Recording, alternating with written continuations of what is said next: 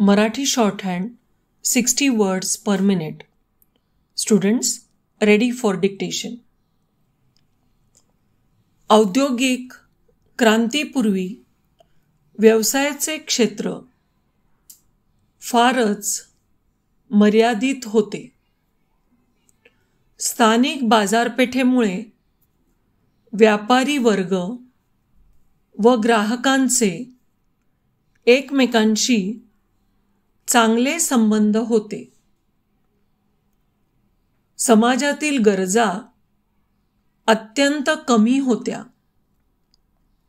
उपलब्ध वस्तूंची खरेदी विक्री करण्यासाठी व्यापारी एकमेकांना भेटत असत.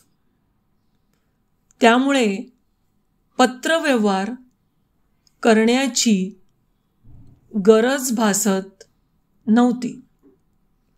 परंतु औद्योगिक क्रांती नंतर बाजारपेठेचे स्वरूप मोठ्या प्रमाणात वाढत गेले व तसेच उत्पादनाचीही मोठ्या प्रमाणात वाढ होऊ लागली. दळणवळणासाठी रेल्वेचे जाळे पसरले गेले. या द्रुत वाहतुकीमुळे मालाची ने-आण करणे शक्य झाले. पोस्ट व्यवहारामुळे संदेशवहन सुरळीत झाले. त्यामुळे लिखित स्वरूपाला मोठे महत्त्व प्राप्त झाले. व्यवसाय म्हटला की अनेक व्यक्तींशी संपर्क ठेवावा लागतो. हे त्या व्यवसायाच्या आकार, व्याप्ती, प्रकार वगैरेंवर अवलंबून असले तरी देवाणघेवाण व्यवसायाचे मर्म असते.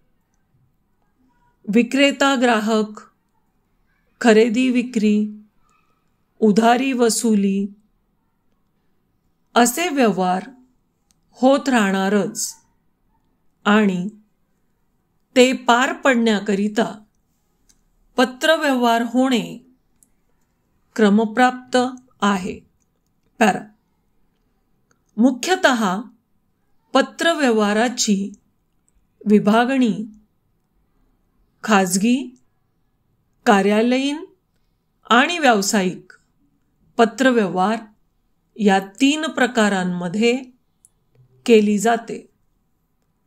पत्रलेखनाद्वारे आपली संस्था विश्वसनीय, कार्यक्षम आणि सेवाभावी आहे हे लोकांच्या मनावर उमटविता येते.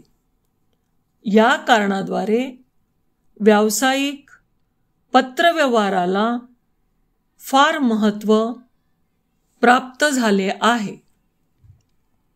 ज्यावेळी परस्पर भेटणे शक्य नसते अशावेळी लांब अंतरावरील व्यक्ती, संस्था यांच्यातील संपर्क पत्रव्यवहाराने सहज शक्य होतो व त्याला दूत मानले जाते.